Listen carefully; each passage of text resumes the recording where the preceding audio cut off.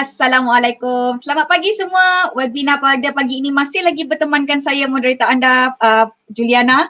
Minta maaf sedikit lewat. Dan bagi anda yang baru berkesempatan bersama kami, anda kini sedang menyaksikan siri webinar pemantapan OKU Selangor. Kita telah memasuki siri yang ke-16 ya, dibawakan secara live kepada anda dengan kerjasama Jabatan Komunikasi Corporate UiTM. Pelbagai topik yang telah dan bakal kami sajikan, di mana boleh saya katakan sebagai upskilling dan sangat berkait rapat dengan aktiviti kehidupan seharian kita. Dan sebenarnya itulah objektif sebenar program ini, agar ia dapat memberi impak kepada penonton-penonton dari segi pembangunan kendiri, keusahawanan dan juga pemantapan kerjaya. Alamak, mana nak tengok ni 15 siri yang lepas? Jangan risau, kerana anda boleh saja mencari klip-klip yang berkenaan di UiTM YouTube channel. Dan jangan lupa subscribe. Dan topik yang bakal kita bincangkan pada hari ini merupakan elemen pembangunan kendiri, iaitu mengasah komunikasi berkesan dan berpengaruh. Ada dua input yang bakal kita kupaskan dalam masa 1 jam ini, keberkesanan dan juga pengaruh. Tetapi sebelum itu, di kesempatan ini saya Juliana selaku moderator anda, sekali lagi mewakili unit perkhidmatan OKU UiTM, ingin mengambil kesempatan ini memanjatkan kesyukuran kerana usaha menjadikan program yang pertama berkonsepkan inklusif semakin membuahkan hasil ya, Cik Aiman. Alhamdulillah. Mungkin ada yang baru menyertai kami dan semoga umum semakin memahami kepentingan untuk kita melibatkan rakan-rakan kelainan upaya dalam setiap program yang boleh menambah nilai dalam kehidupan seharian mereka. Perkenalkan rakan-rakan strategik kami, Majlis Tindakan OKU Selangor MTOS, juga Jabatan Komunikasi Corporate UiTM serta Malaysian Federation of the Deaf. Kerana usaha menginklusifkan program ini tercapai kerana adanya sokongan daripada anda semua. Baiklah, seperti kebiasaannya, kerana kami prihatin dengan kesejahteraan anda, Encik Aiman, ini memang kewajipannya kita akan membentangkan taklimat keselamatan dalam talian. Sebab semuanya dah online sekarang kan?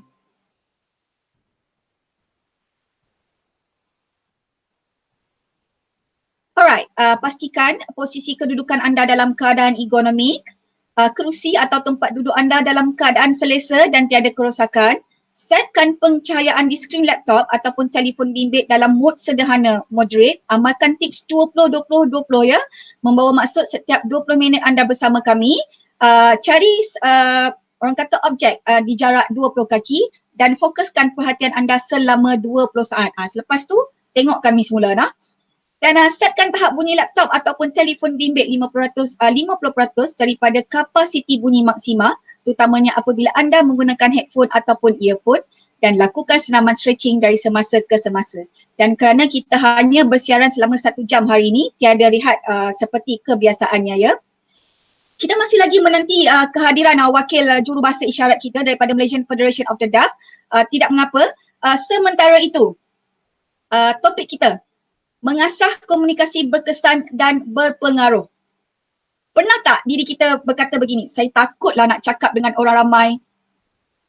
Pernah.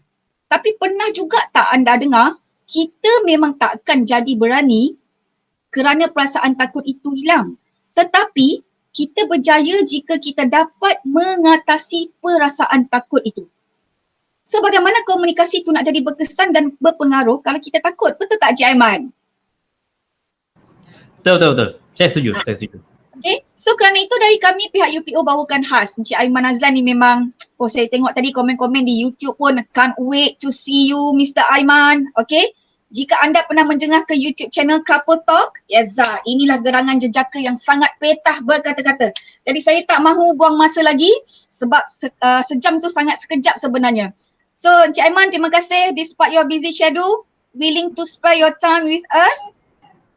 Yes, thank you very much for having me. It's an honor and can't wait to begin. Alright, so sebelum kita kupas isu utama kita ni, Cik Aiman, jika dilihat dari sudut employability, kurang kemahiran berkomunikasi ni sebenarnya sentiasa berada di kedudukan yang teratas.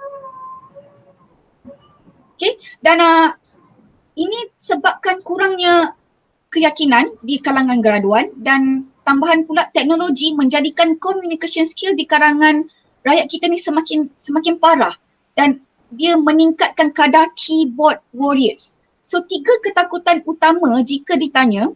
1, orang sangat takut apabila dicemooh, kritikan-kritikan dari haters, tak mahu dengar semua benda tu. Takut kepada audience, apatah lagi nak bercakap depan kamera. Dan yang ketiga, ketakutan of not enough, which is rasa yang diri ni tak cukup bagus, tak bersedia untuk berkata-kata. What do you think, Mr. Aiman? Soalan-soalan yang cukup bagus. Cumanya sebelum saya menjawab soalan tu, izinkan saya untuk ambil baby saya yang dah bangun, boleh ke? Boleh Cik Aiman, no worries. Sekejap, 2 minit. Okay, untuk viewers kita, kalau sekiranya ada soalan-soalan yang ingin diajukan, bolehlah bertanya ya, supaya perbincangan kita lebih fokus kepada keperluan dan kehendak anda, kerana mungkin viewers kita ada daripada kalangan graduan, ada di kalangan yang sedang bekerja. Okey, tidak mengapa. Dan juga daripada golongan OKU sendiri. Give me the question. Saya akan bertanyakan kepada Encik Aiman.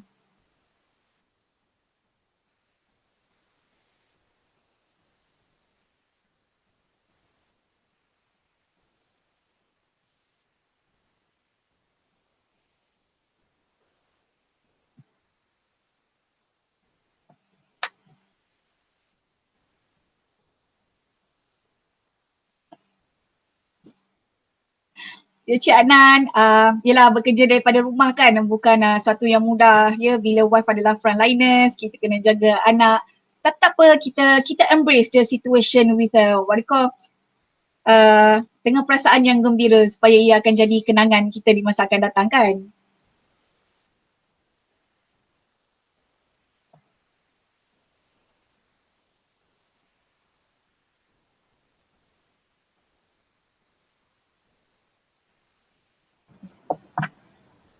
Assalamualaikum. Salam. Ya Puan Sakinah, work from home memang is always a challenge. Like I told you, it depends on how we manage it. It's okay, tak apa. Baik, okay. Kita cuba sedaya upayalah untuk nak make sure sesi kita ini masih lagi bermanfaat. Jadi kalau dengar suara-suara di belakang tabir tu, inilah norma baru ya. Ya, it's okay Aiman. Ia akan jadi kenangan kita seumur hidup. Mana baby yang kat sini? Assalamualaikum. Mudi. Nah, bismillah. Baik, untuk soalan yang pertama, rasa ketakutan untuk dicemuh itu adalah perkara yang saya fikirkan biasa sebenarnya. Percaya ataupun tidak, mereka yang profesional seperti public speakers, contohnya saya yang buat benda ni sebagai satu bentuk pekerjaan pun punyai rasa takut yang begitu. So ini bukan satu benda yang hanya anda seorang sahaja yang alami, bukan? Ia satu benda yang normal sebenarnya. So macam mana kita nak mula mengatasi rasa ketakutan itu? Pertama sekali kena faham rasa takut tu datang dari mana. Kenapa kita takut dicemuh bila kita bercakap di hadapan? Bagi mereka yang belajar sains, khususnya yang belajar psikologi, anda mungkin pernah belajar perkara ini dalam kelas. Salah satu puncanya kenapa kita rasa takut begitu adalah kita tidak mahu disisihkan. Fear of rejection. Kita tidak mahu disisihkan daripada kumpulan yang kita telah identify diri kita bersama mereka. Contohnya, kita dengan kawan-kawan. Kita tak nak kawan-kawan kita tiba-tiba kata, kau dah berubah lah, kau dah lain lah, kau tak macam dulu lah, kau ni belagak je depan tu kan. Mentala kau boleh speaking. Kita tak suka benda tu sebab kita rasakan seperti kawan-kawan kita telah push kita keluar daripada grup itu. Dan itu satu ketakutan yang real tau. So benda itu kita patut acknowledge yang ianya ada, ianya real dan ia bukan mengada-ngada. Tapi ia masih lagi satu masalah yang perlu kita selesaikan. So kaedah saya, sebab bercakap mengenai pengalaman saya sendiri sebagai seorang public speaker, kaedah yang saya gunakan adalah dengan berfikir semula, letakkan titik fokus kita semula kepada apa sebenarnya matlamat kita. Sebagai seorang yang bercakap di hadapan orang ramai, apa matlamat dia? Saya fikir kalau matlamat dia adalah nak menjaga image, nak menjaga nama, nak memastikan yang kita mendapat tepukan, sorakan dan gelak ketawa audience, maka tak pelik kalau ketakutan yang kita rasakan itu akan membuat-buat lagi. Kerana fokus kita adalah nak menaikkan diri kita pada waktu itu. Dan saya sedar. Yang kamera tak bergerak kalau di YouTube. Sorry. Kamera tak bergerak? Video.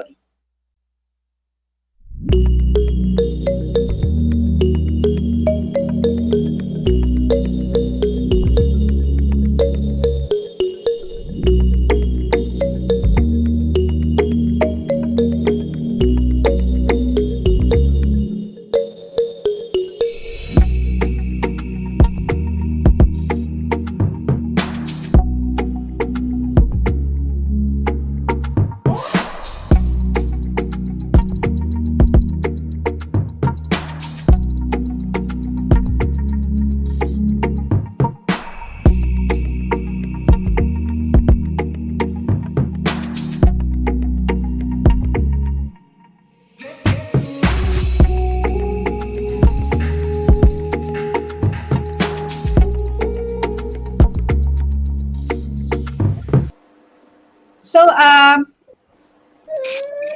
Cik Kai, kita perlu mula daripada awal ke Cik Kai? Teruskan Cik Aiman.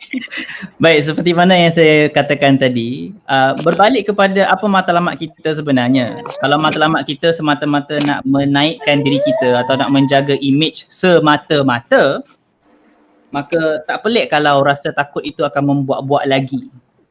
Tetapi sekiranya matlamat kita adalah, fokus utama kita adalah ingin menyampaikan mesej yang bermakna kepada sesiapa sahaja di hadapan kita pada waktu itu, maka fokus kita bukan kepada diri dah.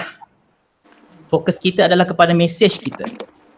Dan setiap kali saya berada di atas pentas berhadapan dengan tak kisahlah sesiapa pun, bilangannya berapa ramai sekalipun, fokus saya adalah pada waktu itu bagaimana aku ingin menyampaikan mesej ini dengan cara yang terbaik agar mereka yang mendengar dapat manfaatnya. So saya tak fikir diri saya dah waktu tu. Saya bukan fikir baju aku ni okey ke tak, diorang ni gelak tak kalau aku buat lawak. Aku ni kalau aku cakap macam ni, ada tak orang nak post dekat Instagram? Tak fikir yang itu dah. So kita shift fokus kita kepada diri sendiri, kepada message kita. Kerana itu tujuan nak berkomunikasi. Bukan sebab kita. Sebab kita ada message yang kita nak sampaikan. Fikir sangat tu yang jadi susah Ya betul, ya betul. Dia fikir banyak sangat pasal diri sendiri, itu antara faktornya. Saya bukan nak kata itu satu-satunya faktornya. Betul. Tapi saya faham kerana saya dulu pun pernah berada di universiti awal 20-an. Kita pernah attach diri kita dengan rakan-rakan. Kita faham yang rasa nak belong kepada rakan-rakan itu amat kuat. Dan the possibility yang kawan kita akan reject kita, cemuh kita, ejek kita, even walaupun ianya gurauan, masih akan rasa sakit dia. Sakit. Cumanya di sini kita kena fikir kembali apa yang saya boleh kawal sebenarnya. Yang saya boleh kawal adalah diri saya sendiri. Sebab itulah saya fokus lebih kepada apa kita boleh buat sebagai speaker itu, sebagai communicator itu. Maka apa kita boleh buat adalah fokus kepada message. Bukannya fokus kepada diri sendiri.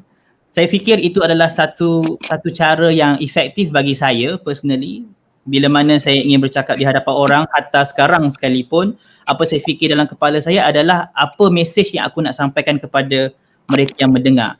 Saya bukannya fikir, alamak anak aku kacau orang ke, saya bukan fikir baju aku okey ke, saya bukan fikir, benda-benda itu secondary dan bonus sahaja. Betul. Tapi yang utama adalah apa message dia. Apa yang aku nak sampaikan, supaya sejam yang aku spend di sini adalah sejam yang bermakna.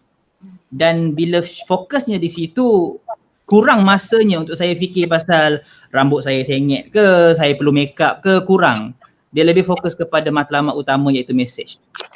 So itu saya rasa satu perkara yang mungkin mampu untuk menyelesaikan like 60% masalah ramai orang berkenaan berkomunikasi.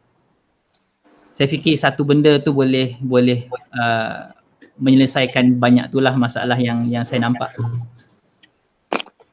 So what about satu ketakutan yang having not enough? Itu juga benda yang common. Again, ini adalah masalah yang saya fikir agak universal jugalah. Saya pergi luar negara sama, dalam negara pun sama juga. Berfikir tentang not enough. Sekali lagi saya nak kaitkan dengan diri saya pun ada juga rasa begitu. Seperti pihak UiTM, saya berbesar hati kerana menjemput saya, tapi saya tipulah kalau saya tak cakap dalam hati saya ni ada rasa macam layakkah aku datang hari ni? Ada, memang ada perasaan itu yang kita rasa kita tidak cukup lagi nak bercakap. Kita rasa yang kita belum cukup bagus lagi untuk berdiri di hadapan orang. Dan bayangkan saya buat kerja ni dah dekat 10 tahun dah, tapi masih lagi ada rasa itu. So apa point dia? Point dia adalah rasa itu akan sentiasa ada. Point di sini bukannya kita nak hapuskan rasa itu. Saya fikir perasaan tak cukup tu ada baiknya kerana ia memberikan kita rasa rendah diri, mengawal ego kita supaya kita taklah rasa macam kita ni bagus sangat. Dalam masa yang sama, kita harus kawal rasa rendah diri itu sampai ia tidak menghancurkan keyakinan diri kita. So ada balance di situ. Kita bukannya sombong sampai rasa macam I'm better than everybody else. Dalam masa yang sama kita bukannya rasa macam hina sangat sampaikan kita tak layak untuk apa-apa. So dia perlu ada balance di situ dan saya fikir balance dia adalah apabila kita dapat membina keyakinan diri daripada dalam, berpaksikan nilai-nilai yang kita pegang dalam kehidupan. Keyakinan diri bila ia berpaksikan benda-benda yang superficial, benda-benda yang surface level, seperti rupa paras, seperti result dalam exam, status kita dalam masyarakat, title kita doktor ke, itu ke, ini ke. Kalau itu kayu ukur keyakinan diri kita, maka tak pelik sekiranya keyakinan diri itu mudah tergugat. Kerana bayangkan benda-benda di luar seperti rupa paras, exam result, benda itu tidak permanent. Kita tidak boleh fall flat sentiasa. Ada hari kita akan rasa juga B, C, D ataupun A minus. Ada hari kita akan rasa yang status kita berkurangan dalam masyarakat. So benda-benda itu tidak permanent, tapi apa yang lebih boleh bertahan adalah nilai-nilai yang kita pegang tu. Nilai-nilai seperti kejujuran, akhlak, agama. Benda-benda itu kita pegang di dalam. Dan kalau kita letakkan keyakinan kita di situ, ia lebih stabil. Letaklah diri kita dalam apa jua situasi yang kita masih lagi rasa nervous, tapi keyakinan diri itu akan menyelamatkan kita pada waktu itu. Walaupun nervous. So merasakan diri tidak cukup sampai tahap keyakinan diri hancur, itu bukan isu diri tak cukup. Itu isu diri tak yakin. Tak cukup yakin. Di situ Kita yang bawa ke different angle lah. So kita kena pasti dulu lah sebenarnya masalah kita yang utama tu apa ya. Betul. Dalam apa-apa problem solving exercise, first step is to identify the problem. Kalau you tak tahu problem you apa, then how do you solve your situation? Kita rasa kita ada masalah, tapi bila saya kata apa masalah you sebenarnya, you kata you tak tahu. So di situ perkara pertama kena identify dulu. Kena identify dulu apa masalah sebenarnya. Kalau katakanlah betul-betul clueless sampai ke tahap macam saya memang tak tahu masalah saya apa, maka saya boleh sarankan kita rujuk kepada profesional seperti kaunselor sebagai contoh, guru bimbingan sebagai contoh. Mereka ini dilatih untuk membantu kita dalam isu-isu yang seperti inilah. Baby nak susu ke? Tak apa. Baby boleh makan biskut dulu. It's okay baby, aunty faham sangat. Aunty pun ada baby kecil juga. Tak apa. Okay. Jadi mungkin sebenarnya kita perlu ambil satu konsep hayun di mana lakukan aja, redah aja. Sebab kalau kita tak buat ia secara berkali-kali memang kita takkan, orang kata kita takkan tahu kan bahagian mana yang kita perlu buat penambahbaikan tu. Ya, dari satu sudut memang betul. Kita kena redah sahaja. Tetapi sebelum meredah perlu merancang. Cumanya jangan merancang lebih sangat sampai tak buat apa-apa. Yeah. So kita kembali kepada poin kita, ia perlu keseimbangan lah. Saya bukan kata kita redah membabi buta, tidak. Saya juga bukan kata kita plan sampai tak buat apa-apa. So dia perlu ada titik keseimbangan di situ di mana kita plan tapi kita buat. Walaupun pada waktu kita nak buat tu kita masih lagi rasa macam kurang. Tapi sebab kita sudah plan sedaya upaya kita, pada waktu itu kita buat sahaja. Kerana kembali kepada poin yang Puan sebutkan tadi, memang selagi kita tak buat, selagi itu kita tak tahu. Selagi itu kita tak tahu kelemahan kita sebenarnya di mana, kekuatan kita sebenarnya di mana, apa yang perlu kita perbaiki, apa yang perlu kita maintain. So, benda-benda itu hanya boleh tahu dengan mencuba. Itu sahaja cara dia. Dia tak boleh tahu dengan risau. Dia tak boleh tahu dengan meneka. Dia hanya boleh tahu dengan mencuba. Dan kita pun tak boleh nak elak apa yang orang cakap pasal kita kan. Ada 7.7 bilion manusia atas muka bumi ni. Nak elak memang susah lah. So kita kena fokus. Kembalilah kepada matlamat hidup masing-masing.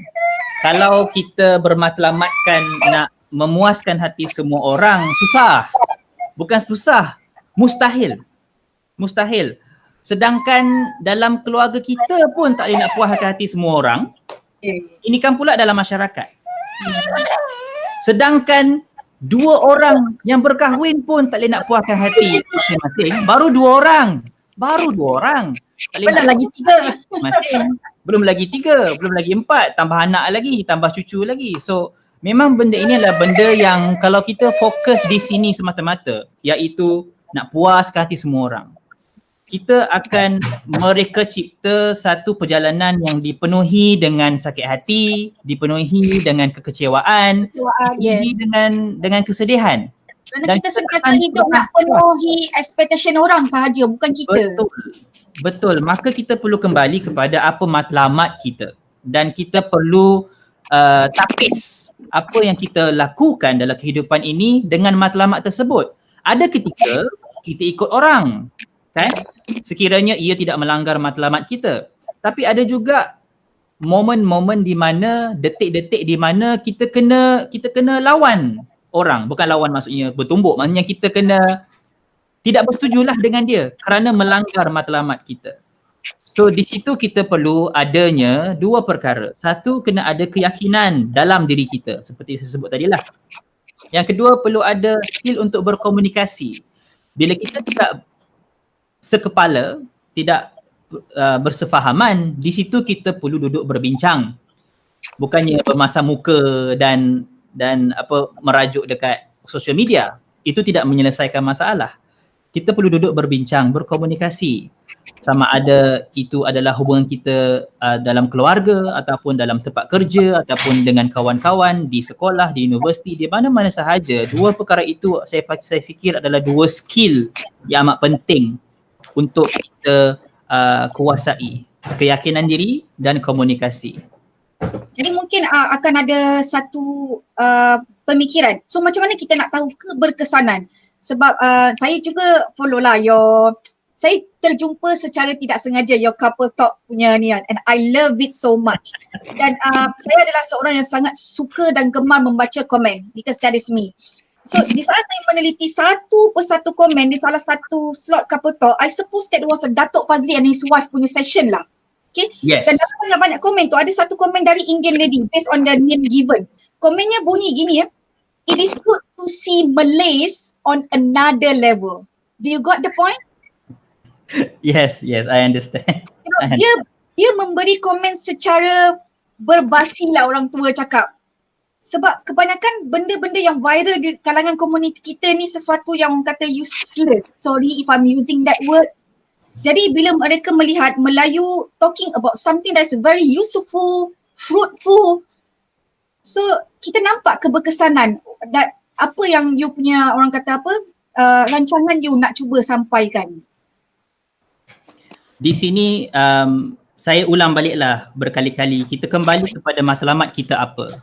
Dan kenapa saya suka ulang benda tu, sebab di situlah datangnya apa yang puan nampak dalam show itu. Kerana itu matlamat saya. Saya tidak bermatlamatkan nak ada satu rancangan yang orang gelak ketawa, ha, ketuk-ketuk meja sampai dia rasa nak tweet, oh Aiman Azlan terlalu funny. Bukan itu matlamat saya. Matlamat saya adalah saya ingin sampaikan satu mesej yang mendalam tentang hubungan perkahwinan dan realiti perkahwinan itu sendiri. So itulah couple talk yang puan sebutkan tu. So dia datang daripada matlamat tu lah. So setiap daripada kita ada matlamat kita masing-masing tentang media yang kita consume dan juga tentang mesej yang kita nak sampaikan kepada orang.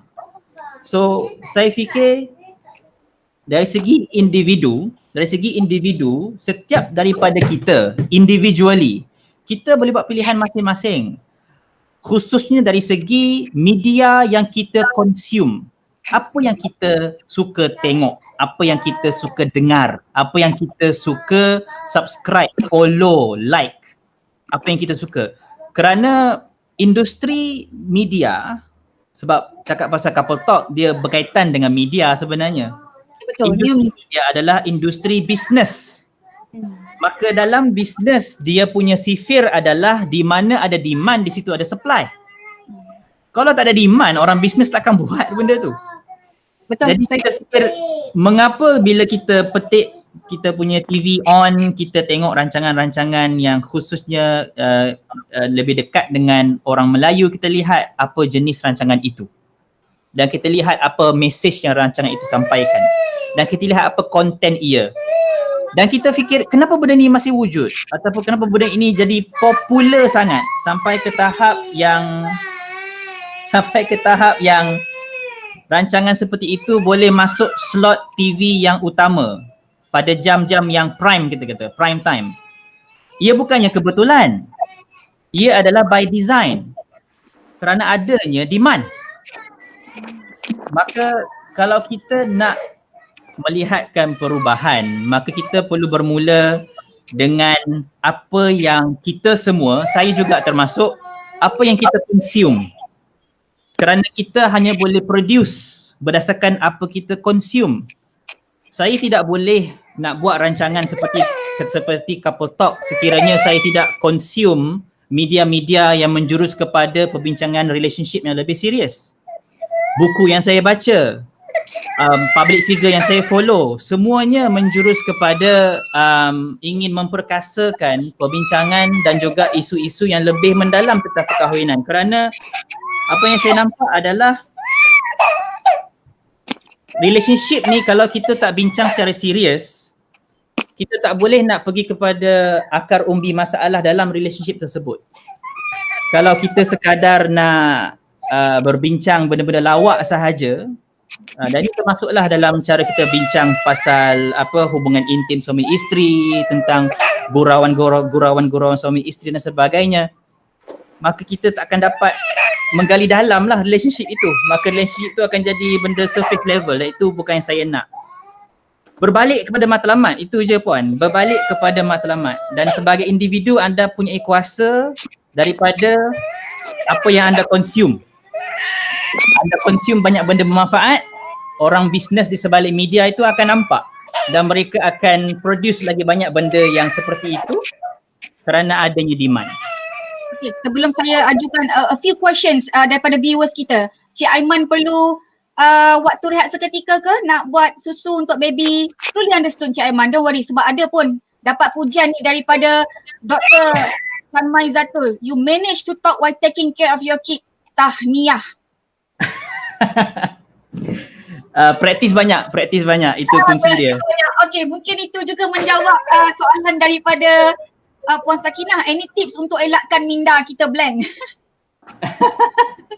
Tak apa. Boleh kumpul dulu soalan dalam 2-3 minit. Okay, boleh? Okay, itu kita buka kepada soal jawab. Saya nak anak saya minta something ni, saya nak bagi sekejap. Okay, waduh. Saya akan kenalikan soalan di YouTube dulu. Okay, kumpul dulu, bagi dulu soalan, lepas tu kita akan bincang. Okay, waduh.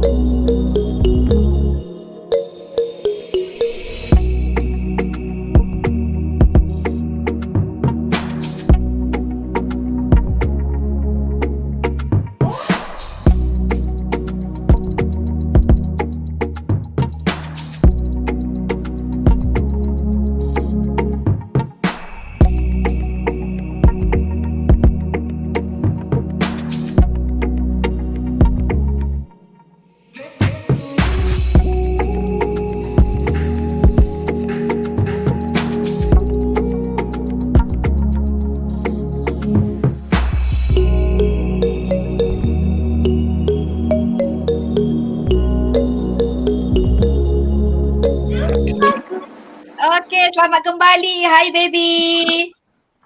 Baby doing good ya. Nanti Aunty Ju turun Perlis. Aunty Ju jumpa baby ya. Okay. Terima kasih kerana masih lagi setia bersama kami. Jadi mungkin dah masanya untuk kita tanyakan soalan-soalan. Ada satu soalan daripada banyak ni. Puan Zahara. Kadang-kadang kita tahu nak cakap apa, tapi yang dipertuturkan tu tak sampai. Oh, faham. Tahu nak cakap apa tapi mesej tak sampai. Macam mana? Dia ada dua isu lah di situ. So kita bahagi dua nah. Isu pertama adalah diri kita sendiri kurang praktis, adalah satu isu dia. Kita tak biasa nak gunakan perkataan yang ada untuk kita sampaikan mesej tu dengan cara yang efektif. Itu satu. Satu lagi isu dia, cabang yang kedua adalah kita belum cukup memahami orang yang kita nak berkomunikasi tu. Sebab lain orang kena guna lain caranya. Lain orang kena guna lain bahasanya ataupun lenggok bahasanya. Bahasa mungkin sama, bahasa Melayu, tapi lenggok bahasa lain.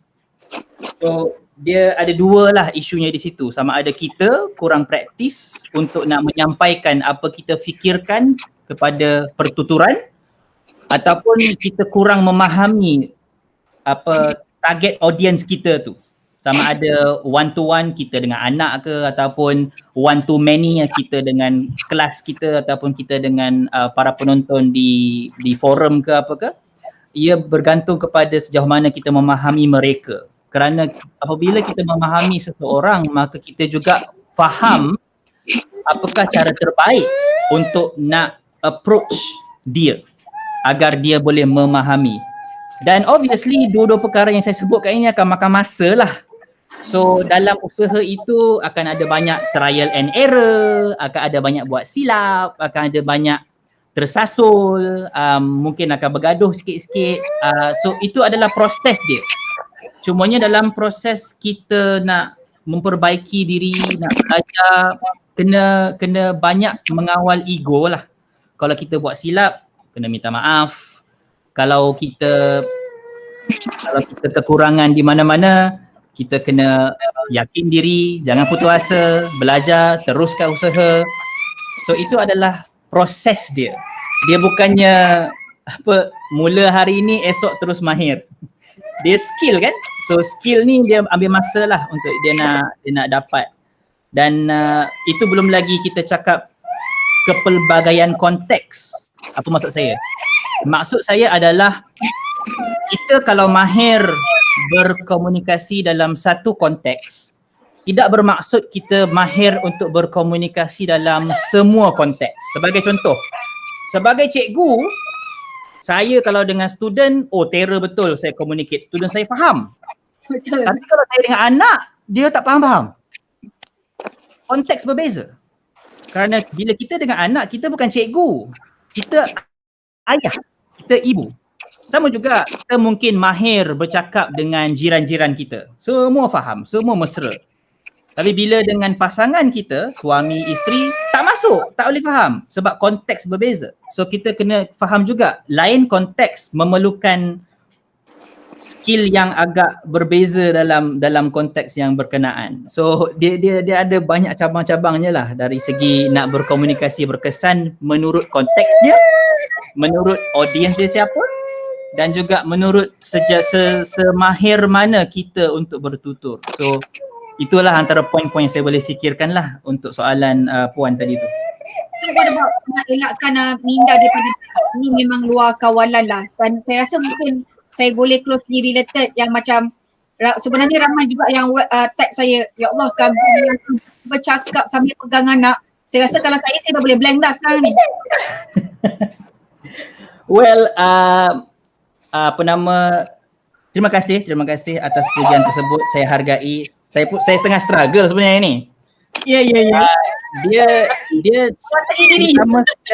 pertama sekali dia datang dengan praktis yang banyak. Benda ni bukan benda baru bagi saya, jaga anak sambil buat kerja. So working from home adalah benda yang saya dah buat sebelum COVID-19 lagi. So practice lah, practice. So kepada mereka yang masih baru, jangan rasa macam oh nampak dia buat senang je. Tak, dia practice yang lama. So yang pertama. Yang kedua, blank ni dia masih lagi berlaku kepada sesiapa, termasuk saya juga. Cumanya bila kita blank, macam mana nak handle supaya flow tidak terganggu, flow. Okay, anggaplah ini macam sungai yang mengalir. Kita nak make sure sungai itu sentiasa mengalir. So bila kita bercakap, mengalirlah ia daripada mulut kita itu secara smooth. Tapi bila kita blank, macam ada batu tiba-tiba jatuh dalam sungai tu, tersangkut sekejap. Tapi sungai tetap akan mengalir, dia akan cari cara around batu tu untuk terus mengalir. Itu adalah cara saya handle blank. Bila saya blank, tapi tak bermaksud saya tak ada idea nak cakap apa. Saya boleh lagi nak undur ke belakang, cakap balik benda saya cakap sebelum ini, atau saya bergerak ke hadapan untuk terus kepada poin seterusnya. So saya tinggallah benda saya blank tu. Tak apa. Tak ada masalah. Kerana apabila kita bercakap, kita sebagai messenger, kita ada kawalan tentang bagaimana aku pilih untuk menyampaikan mesej tersebut. Contohnya bila saya bercakap depan audience atas pentas, saya dah ada point dah, ada tajuk. Okay, ini tajuk dia. Saya dah prepare, saya dah tahu dah flow dia macam mana. Maka bila saya present, kadang-kadang saya blank. Saya rasa macam, apa point aku sekarang Tapi saya tahu ke mana saya akan pergi seterusnya. So saya blank di sini, saya just gerak ke sini, kepada point seterusnya. Dan orang tak perasan sebab audience mana tahu saya punya point apa. Yang tahu kita saja, tapi how we handle it lah ya. Yelah, dia tak tahu pun saya blank, tapi saya tengah blank waktu tu. Tapi saya just teruskan kepada point seterusnya. Dan sekiranya selepas beberapa ketika, katakanlah saya ingat balik apa saya blank tadi tu. Okay, dapat balik memori tu, maka dengan cara saya sendiri, saya buat as if point yang saya tertinggal tu adalah point saya yang seterusnya. So again, kita nak make sure flow dia tidak terjejas. So ia bergantung kepada kita lah, kemahiran masing-masing untuk memastikan macam mana kita nak koreograf kita punya pertuturan itu agar pada akhirnya nampak smooth dan audience faham apakah mesej dia. Sebab di akhir pertuturan kita, point dia adalah mesej, itu sahaja. Bukan point dia adalah nak make sure kita nampak elok ke apa ke. Bukan saya nak orang puji saya, tak. Saya nak orang balik dengan memahami apa point yang saya nak sampaikan. Itu je. So saya hanya fikir make sure message tidak terjejas. Itu je. So blank tu tak blank, tapi you boleh pilih macam mana nak menari-nari di keliling blank tu. Jadi secara tak langsung itu pun membina keyakinan diri lah Ya betul. In a way ya. Ia datang daripada keyakinan diri dan at the same time ia membina keyakinan diri. Dia loop. Alright. Communication ni often it takes two to tango. So kalau satu pihak lagi tak nak bercakap atau berkomunikasi, apa yang perlu dilakukan? Soalan ni daripada Miss Effie. Isu ni agak sukar sebab number one, ia melibatkan pelbagai senario di mana ramai orang sedang menghadapi kesakitan emosi lah apabila dia nak bercakap tapi orang tu tak nak cakap dengan dia. So ia bukan satu benda yang mudah lah untuk nak handle.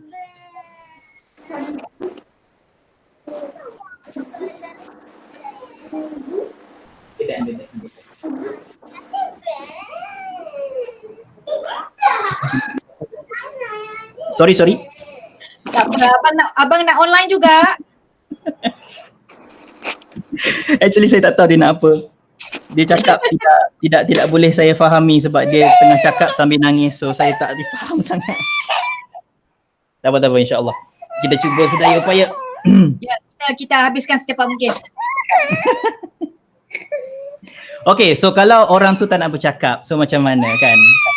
Di sini mesejnya agak sukar nak hadam tapi itulah realiti dia. Realiti dia adalah komunikasi tidak boleh berlaku sekiranya salah satu daripada dua pihak itu tidak committed. Itu realiti dia. Dia tak boleh seorang saja yang bercakap tau. Dan orang yang satu lagi tu tidak mahu menerima. So kalau dia dalam situasi yang dia tidak mahu menerima, mungkin satu, dia belum ready lagi. So bagi dia masa, bagi dia time untuk proses, bagi dia ruang. Mungkin juga dua, dia tak nak langsung. Like betul tak nak, dia tutup dah pintu tu. Dan dalam apa-apa juga keadaan itu, kita kena fokus kepada apa kita boleh kawal lah. Like saya tak boleh kawal dia. Saya tak boleh kawal anak saya. Dia nak menangis, dia menangis lah. Tapi saya boleh kawal macam mana saya carry diri saya. Kalau dia memilih untuk tak mahu bercakap dengan saya hormati keputusan dia walaupun ia sakit. Tapi saya masih lagi membuka pintu, kod-kod lah dia nak cakap dengan saya. Itu saja. Tapi kalau nak communicate waktu dia tak nak cakap dengan saya tu, tak boleh jadi. Sebab dia tak boleh communicate dengan dinding. Dia kena communicate dengan orang yang sudi menerima pada waktu tu. So kita mungkin boleh cuba untuk nak lembutkan hati dia, kena kreatif lah, pujuk ke, cuba baiki keadaan, minta maaf ke apa ke. So itulah benda yang kita boleh kawal. Tapi at the end of the day, kita tak boleh kawal dia. So itulah message yang saya katakan susah nak hadam tu. Tapi itu realiti lah. Jadi mungkin kita boleh jump kepada the second point which is in terms of pengaruh. So Cik Aiman nak continue ataupun kita perlu another short break untuk baby? Saya faham sangat. I myself, I have 6 kids. Semua dia kepala. Yeah, maybe another break. So another break, okay? Okay Aiman, after you. Okay. Thank you. Saja.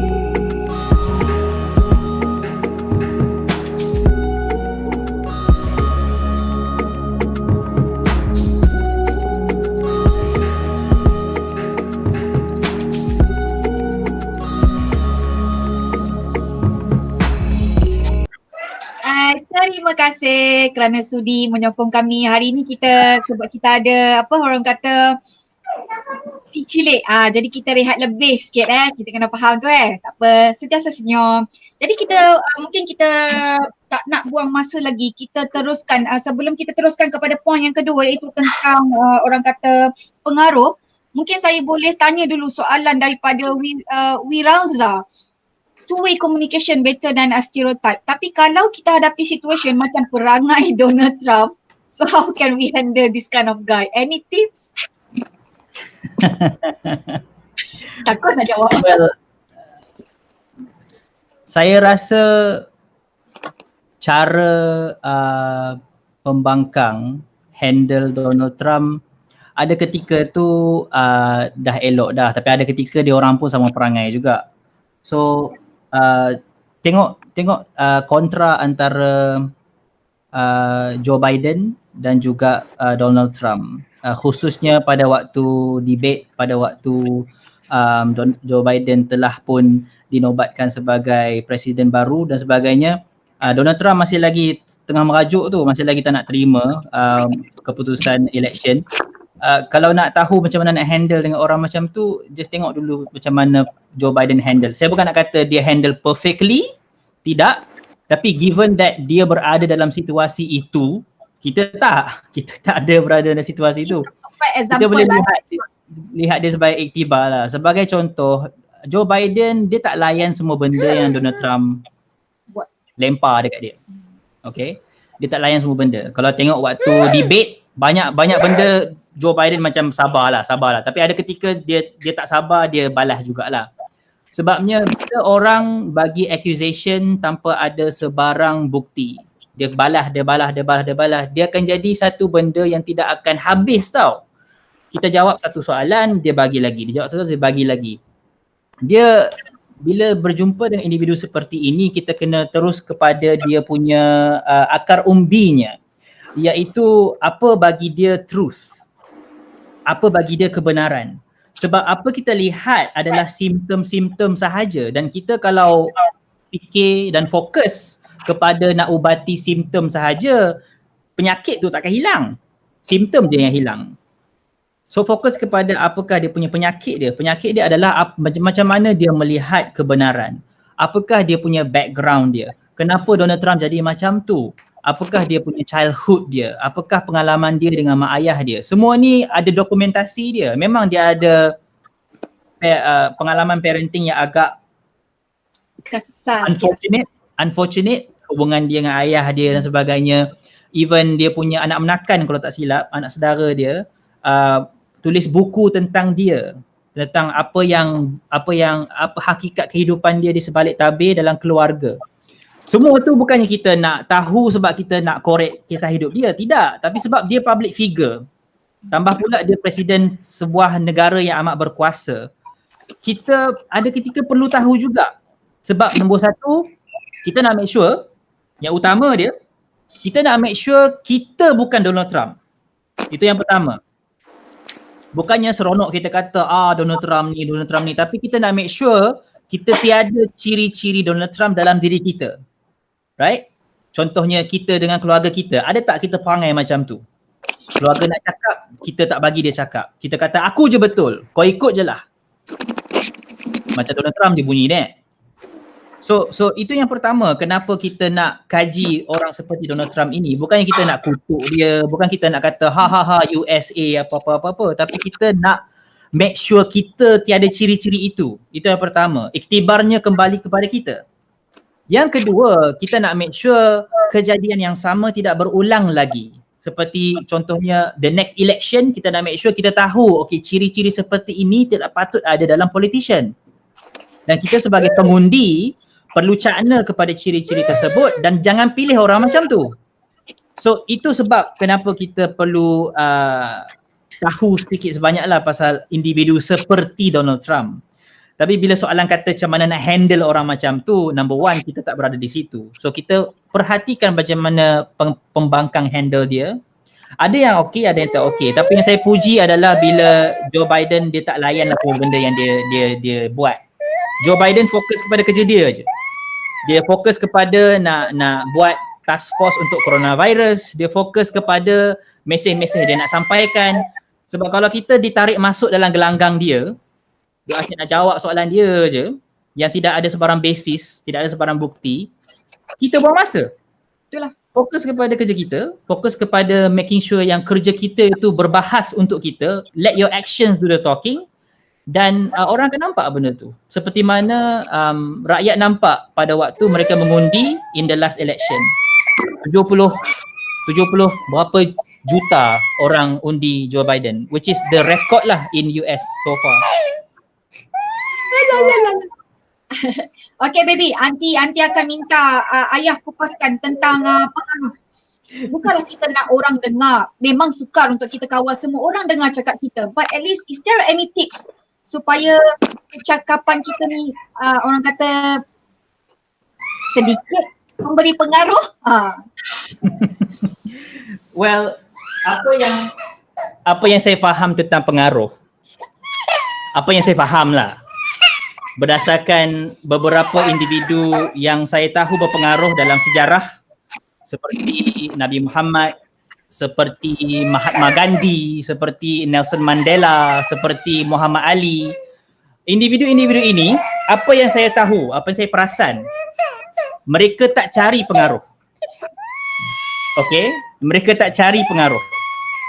Apa yang saya perasan adalah individu-individu ini hanya fokus kepada apakah matlamat hidup dia yang dia nak capai hinggakan dia boleh tinggalkan satu legasi kepada orang selepas dia mati. So like setiap individu saya sebutkan tu, you boleh tahu apa perjuangan dia, betul tak? Nabi Muhammad, apa perjuangan dia? You tahu. Nelson Mandela, apa perjuangan dia? You tahu. Mahatma Gandhi, apa perjuangan dia? You tahu. Macam kenapa kita tahu? Kerana dia hidup, sepanjang hidup dia hanya berfokuskan perjuangan itu, matlamat itu. Dan itu yang menyebabkan dia jadi seorang yang berpengaruh automatically. Sebab bila kita berjumpa dengan orang yang bermatlamat, berfokus, berdisiplin, punyai prinsip hidup yang jitu, automatically dia akan ada gravity yang menarik kita. Kita akan nampak dia sebagai orang yang berintegriti, dan dia memang berintegriti. Seorang yang jujur, ada akhlak yang baik, dan semua itu datang secara package bila mana kita ada matlamat hidup yang berkiblatkan arah yang betul. Perjuangan-perjuangan mereka semua perjuangan-perjuangan yang mulia belaka. Dan itu yang menyebabkan kita ingat mereka sampai ke hari ini. Adakah itu bermakna setiap mereka itu perfect dalam segala macam perkara? Pengecualian dia Nabi Muhammad lah sebagai seorang yang maksum. Tapi mereka yang lain itu tidak perfect pun. Mereka ada kesilapan, ada dosanya. Tapi kita masih lagi mengingati mereka sebagai seorang yang berpengaruh. Seorang yang ada legasi yang kita ingat sampai bila-bila, itulah dia punya perjuangan. Kerana dia hidup bermatlamatkan something yang valuable. So saya fikir kalau kita nak jadi seperti itu, nak jadi orang yang berpengaruh, maka kita kena cari apa kita punya perjuangan. Apa yang kita nak perjuangkan. Bukan perjuangan untuk diri kita. Itu satu lagi benda yang kita kena faham. Semua individu yang saya sebutkan ini, mereka tidak berjuang untuk diri sendiri. Mereka bukan berjuang supaya nanti ada orang akan buat monumen pasal mereka. Akan ada orang buat movie pasal mereka. Tak, itu bukan fokus dia. Mereka berjuang kerana mereka percaya sedalam-dalamnya itulah kebenaran. Muhammad Ali sebagai contoh, dia memilih untuk tidak masuk dalam peperangan Vietnam. Walaupun kerajaan suruh dia pergi. Dan waktu tu dia dicemuh waktu tu. Ramai orang panggil dia tak patriotik lah, anti negara lah, dan tambah lagi dia Muslim. So waktu tu dia kena cemuhan, tapi selepas itu orang mengenang dia sebagai seorang hero yang berdiri teguh berhadapan dengan kerajaan pula tu, yang memaksa dia pergi peperangan yang dia rasa dia tak patut pergi, dan kita ingat dia kerana itu. So dia bukan berjuang untuk diri sendiri, sebab kalau dia berjuang untuk diri sendiri, buat apa dia nak menyusahkan diri dia sampai ke tahap macam tu? Tapi dia berjuang kerana kebenaran yang dia nak tegakkan. So itu yang saya rasa menyebabkan individu-individu ini berpengaruh. Now, macam mana kita nak translate kepada diri kita pula? Okay, alright, itu mungkin besar sangat kot. Tapi sebenarnya konsepnya sama. Setiap daripada kita, walaupun kita bukanlah penggoncang dunia mungkin, tapi kita mungkin boleh mengubah keadaan keluarga kita. Kita mungkin boleh mengubah keadaan kejiranan kita. Kita mungkin boleh mengubah keadaan kelas kita. Sebagai cikgu, seorang kelas, satu kelas tu sahaja. Itulah tempat kita bercucuk tanam dan menyemai. So kita fokus kepada apakah domain-domain, area-area kehidupan yang kita boleh sumbangkan, perjuangkan, dan kita make sure segala action dan perkataan yang kita keluarkan itu semuanya menuju kepada matlamat itu.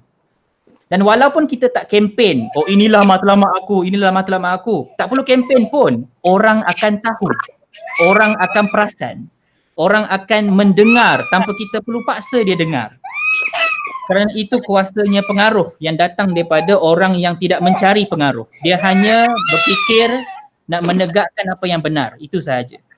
Tapi kalau orang tu cari pengaruh, dia akan jadi macam Donald Trump. Donald Trump dia mencari pengaruh, dia mencari kuasa dan dia nak kuasa tu. Tapi tengok sejauh mana pengaruh dia bawa dia. Dan Allahu alam macam mana satu hari nanti dalam buku sejarah kita akan ingat dia macam mana. Saya harap dia berubah, I mean obviously. Tapi kita tak tahu legasi dia macam mana, tapi nampak gaya macam tak comel lah. Yalah, tak comel. So kita boleh pilih lah, kita nak mengikuti jejak langkah siapa. Jadi untuk orang kata point pengaruh ni betul-betul membuka minda lah. India ni it's all back to kita punya matlamat. Saya memang pegang your word of the day, Aiman's word of the day, matlamat. Kalau betul tujuan, insyaAllah jalan tu betul lah, no?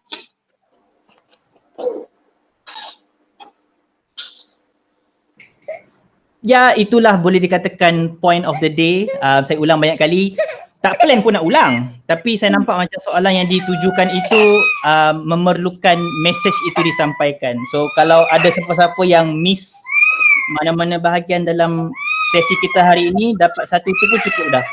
Itulah message kita hari ini. Betul Cik Aiman.